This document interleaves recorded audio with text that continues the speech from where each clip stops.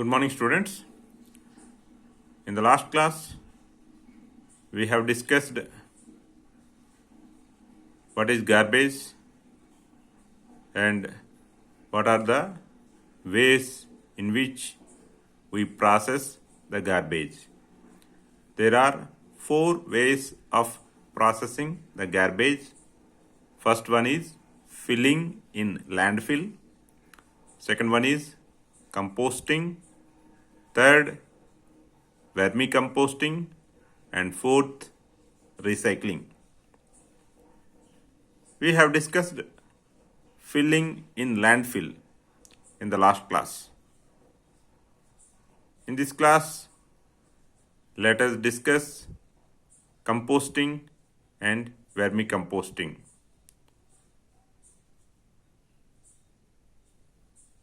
There are 2 types of useful components in the garbage.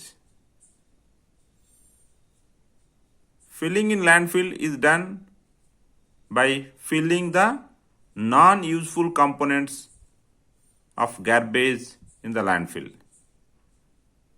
And the useful components of garbage, they are going to be processed in other 3 ways. The non-useful components of garbage are processed in only one way, that is by filling in landfill. Whereas the useful components of garbage are processed in other 3 ways. Why in 3 ways they are processed? Because the useful components of garbage are again 2 types. They are non-recyclable items and recyclable items. Non-recyclable items include the wet waste like kitchen waste, plant and animal wastes. Whereas recyclable items are the dry waste like broken plastic, broken metals or unused metals, broken glass, etc. So, out of these 2 types of useful components of garbage, the non-recyclable items are processed in 2 methods. They are composting and vermicomposting. What is composting? The rotting and conversion of plant and animal waste into manure is called composting. Garbage from kitchen like fruit and vegetable peels, eggshells, waste food, tea leaves and newspapers, dry leaves and paper bags like items, cow dung and other animals' dung are used for composting. These items have to be placed in pits, then must be covered with soil for few days, and then water must be sprinkled on it to keep it moistured. Then these items will be rotten. If they are rotten completely, then there will be no bad odor. If they are rotten partially, that is incompletely, then bad smell may be out due to the gases released from the process of rotting by different microorganisms like bacteria. Right? So, what is composting? Composting is the rotting and conversion of plant and animal waste into manure. It's called composting. So various items, kitchen waste, okay, newspapers, dry leaves, etc. all be placed in pit and moistured. After few days, inside the entire material will be rotten and manure is prepared. If it is completely rotten, there will be no bad smell. If it is incompletely rotten, then there is a bad smell due to the release of gases by the microorganisms that are involved in the rotting process. Okay, coming to how the garbage is collected by the municipality workers or Safai Karmacharis. Municipalities, they provide us separate dustbins for collecting two kinds of garbage. They are blue colored bins and green colored bins. Because I already have told you, the useful components of garbage is of two types, non-recyclable and recyclable. Recyclable includes dry waste like broken plastic, broken glass and unused metals, etc. And this is collected by blue colored dustbins. And green colored bins, they are provided to us to collect what?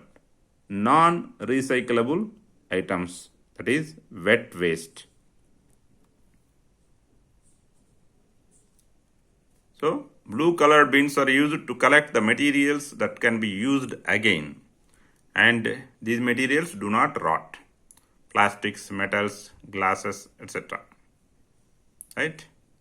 Green colored bins are used to collect kitchen waste, plant and animal wastes, and these wastes cannot be used again and they rot completely if they are buried in the soil. Okay, so this wet waste will get completely rotten if it is buried in the soil, by which we will prepare manure. Okay. We might have seen in some places dried leaves are burnt, and even farmers also burn their dried plant stalks, etc. Actually, one should not burn the dried leaves, and farmers also must be advised not to burn their dried waste, plant waste. Why? Why dried leaves and dried plant stalks should not be burnt? Because upon burning, smoke and harmful gases are released. They may be very much hazardous to our health. And instead of burning, these wastes can be converted into useful compost. So, these are the two reasons because of which we should not burn the dried leaves or dried plant waste. Okay. Next, the third way of processing the garbage, that is vermicomposting. As we already discussed, the wet waste is processed in a second way, that is vermicomposting. It is almost same like composting only the thing is, in the normal composting process, we don't use any red worms, whereas in vermicomposting, we use red worms. The method of preparing compost with the help of red worms is called vermicomposting. Red worms are a type of earthworms only. Earthworms are generally called farmer's friend because they help to improve the fertility of the soil. And earthworms are also called natural plow because they loosen the soil, like how a plow will make the soil to get loosened, right? Okay. Among earthworms, red worms are used for composting process. In nature, red worms help in composting process to only a lesser extent and only during rainy season normally. So, the availability of compost made with the help of red worms is very less naturally. due to the limitation of the help of the earthworms only to a particular season. Right. What is vermicompost? The compost which is made using red worms in composting process is known as vermicompost. Now let us learn the process of vermicomposting. First, a 30 centimeter deep pit has to be made. Otherwise, we can use the same depth having box, wooden box. Now, this pit or box should be kept under normal or medium temperature. And this pit or box, it should not be placed under direct sunlight because direct sunlight may cause damage to the earthworms. So it has to be placed in a shady place. Red worms do not tolerate the direct sunlight. Next, in this pit, a net, jolly type, or chicken mesh must be spread at the bottom of the pit or at the bottom of the box if you are using a wooden box. Okay, if there is no availability of chicken mesh, you can use 1 or 2 centimeter thick layer of sand as an alternative for the chicken mesh. Above this chicken mesh or this layer of sand, if you have used the layer of sand, vegetable wastes and peels of fruits have to be spread. Along with that, green leaves, pieces of dried stalks of plants, husks or pieces of newspaper or cardboard can also be spread. But one should be very much cautious about not using the shiny plastic paper. Okay. And along with the other materials, we can use dried animal dung also, can be spread. This entire layer has to be kept wet by sprinkling some water. One should be cautious that not to use excess water because earthworms need around 60 to 70% of moisture, but they do not require 100% water. Okay, so excess water should not be used. This layer should be kept loose so that one should not press this layer. Why this layer has to be kept loose? Because to have sufficient air and moisture. Sufficient air and moisture is needed for the survival of earthworms or redworms. So you have made everything ready to invite the earthworms. Now bring the redworms or the earthworms from the market. You can buy, they are available. Otherwise, naturally also, nearby some canals in the soil, they are naturally available. You can bring them. These redworms have to be placed in this pit and they have to be covered. They have to be covered loosely with a gunny bag or a sheet of old cloth or a layer of grass. Earthworms need some food. So vegetable and fruit wastes, coffee and tea remains, and weeds from the fields or garden have to be provided as food for these earthworms.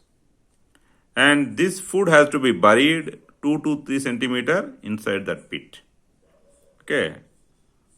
How much depth we are using? Around some 30 centimeter. So we have to place around some 2 to 3 centimeter depth this food. And one should be very much cautious of not providing salt containing food like waste pickles. And one should not use oil material, vinegar, that is citric acid type thing, meat and milk preparations. All these things should be avoided, okay, in this vermicomposting process. Why? Because these things may cause growth of certain harmful bacteria, right? And if these harmful bacteria are growing, then earthworms cannot survive, and this entire process of vermicomposting will not be going to be successful.